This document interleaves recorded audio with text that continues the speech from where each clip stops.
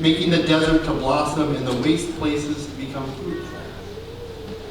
Smiling meadows with grassy lawns and playgrounds for domestic use, and power to whirl the wheels of manufacturing industries, grant that the citizenship of all those who will enjoy the benefits of this great enterprise.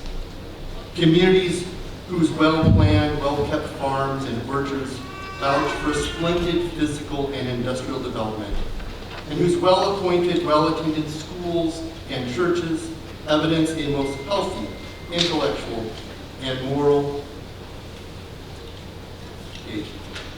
and spiritual condition, and industrious, high-thinking, spiritual people that bring forth fruits of righteousness, love of truth, love of peace, love of hope, love of neighbor, love of God.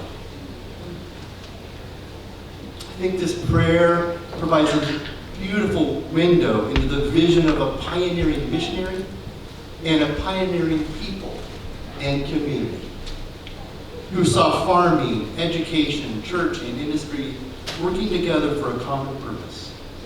Onions, hops, sugar beets, and weekly spiritual food, bread and wine. The love of God, the love of neighbor, and community. A purpose Sterry Church has pursued so well for the last 125 years. And I pray and believe will continue for the next 125. Congratulations and Godspeed, Sterry Church.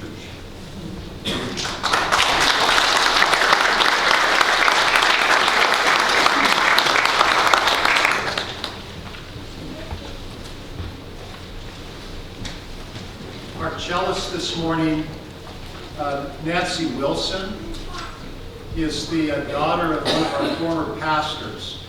Have we already said this while I was out? You came as a graduate, high school graduate? Yeah, so when Nancy was in her senior year of high school, her father had the audacity of taking a call here and moving her here. So, Nancy lives in Boise, and we're really happy that she's here. Reverend Ray Wilson served our congregation from 1968 to 1975. That's not the medieval period. I was alive. Thank you for being with us, Nancy, and joining us. It was 2 days after I graduated. Oh, 2 days after. Well, see, your dad was smart. He got you across the line and said, I'm going to Roswell.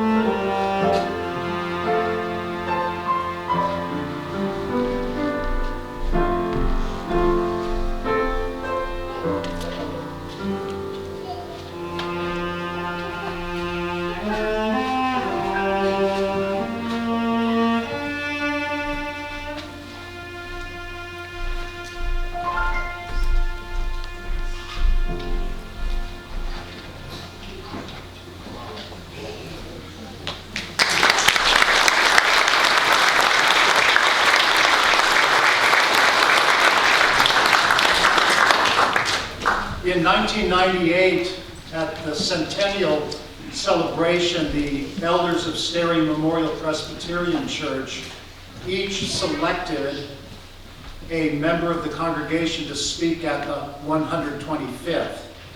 So last night we heard from Catherine Zais, we heard from Hannah Sharkey, who was 8 or 9 when she was selected.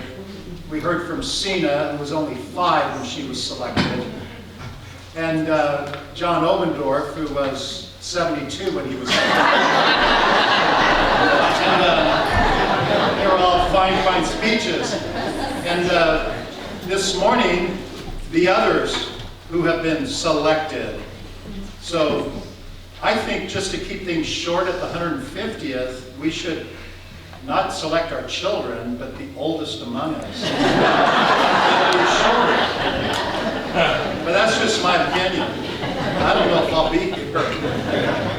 I mean, I'll be here until I kick the bucket, but I think that's going to be happening, you know, before, I don't know. I haven't done the math. I was never really good at math. But this morning, we're going to hear from Anita Kiser, and we're going to hear from Monica Sorensen Ensberger, and a few more, but you're up now.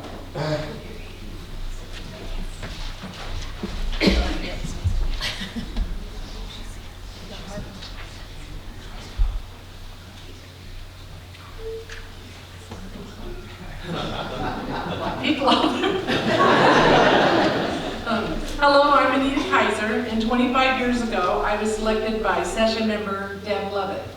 I think Deb selected me because it was payback for her, me making her take both my boys in 2nd grade being a teacher, so I don't know, thanks Deb. 25 years ago at the 100-year celebration, we all dressed up like pioneers, and my husband Dave came up with this great idea that we would ride horses to church. Oh, the boys were so excited. Me, not so much, because I'm scared of horses. So today I'm really thankful that we got to drive our car and we didn't have to ride horses. In 1985, Dave noticed Stary Church shortly after we moved here. It seemed like a perfect little country church. We started attending the church and immediately were surrounded by friendly people. Some of those being Wilma and Oscar Perez, Howard and Gerd Obendorf, Pat and Thelma Gerber, and Sandy Bartles. Dave and I loved the church and the members and became members ourselves on March 19th, 1989. We ended up having a great friendship with Pat and Thelma, who we called Gigi, and Gerber, as they helped raise our kids. We actually moved them out next to us and they babysat for us. Catherine Zais and her late husband Craig asked us to join them at sunrise service in Adrian the first year we attended Stary. And we've made it a family tradition ever since. It was always a big event for our kids and Smizer kids to run down the hill after the service all the way to Adrian Church to have donuts and hot chocolate. We all kind of worried if they were going to show up, but they did. Another program that we attended at the church when we first started was the Home Builders. It was in the basement, and we had a potluck and a